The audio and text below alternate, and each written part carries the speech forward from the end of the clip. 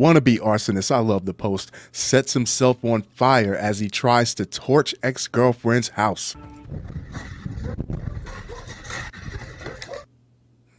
Well, good evening, New Mexico. A question of who lit a local family's property on fire may be answered by these 10 seconds of surveillance video. A neighbor's camera caught all of it from beginning to end, and police are still trying to find that suspect. Now that's entertainment. My favorite part is when he didn't hop the fence before he set the fire, like the flames were going to wait until he was out of harm's way. Whatever happened to playing your boombox outside of your girlfriend's window, it sure as hell beats getting your ass charbroiled and losing your woman. Pathetic. A bumbling wannabe artist in New Mexico, the land of enchantment, mistakenly set himself on fire when he tried to torch his ex-girlfriend's house and fled the scene covered in flames after the caught-on-camera ordeal. Artemio Sanchez-Ortega, 46, walked calmly down a residential street in Albuquerque on the night of May 24th, a red gasoline can in hand, before hopping his ex's front gate and trying to light up the house, according to a neighbor's surveillance video obtained by KOAT Action News 7. But the floundering firebug's nefarious plan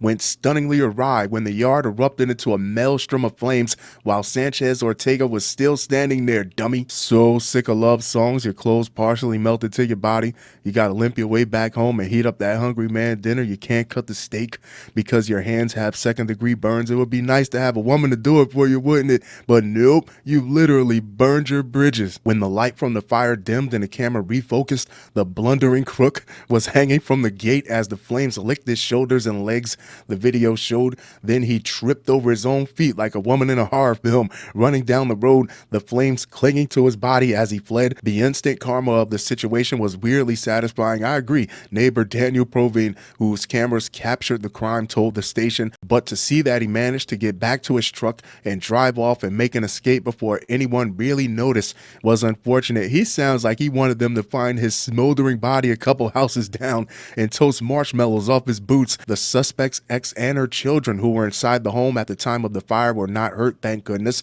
Meanwhile, Sanchez-Ortega took off in a white pickup truck and he's still on the run. The network said just covered in blisters. The suspect's ex-girlfriend told investigators that Sanchez-Ortega had called her 3 times before the incident and that she could tell he was drinking, according to the criminal complaint. I'm speaking from experience when I tell you nobody wants to talk to you while you're drunk. If she has a history with this guy, she knows he likes to get into the sauce. If he's calling at a certain time, if he's blowing her phone up in a certain fashion, she already knows he's drunk. She doesn't want to be put up with him. You can't be upset about that and burn her house down. You sleep it off and maybe she'll give you a few minutes in the morning tomorrow. Although the fire looked severe on the tape, it sure did. It only seemed to damage the vehicles parked outside. The network said, I made sure it made available to the investigators. Provine said of the recording, the absurdity of seeing someone with such bitterness to light the fire and the ineptitude to get caught in flames in the process. It was absolutely absurd and really unfortunate. He continued,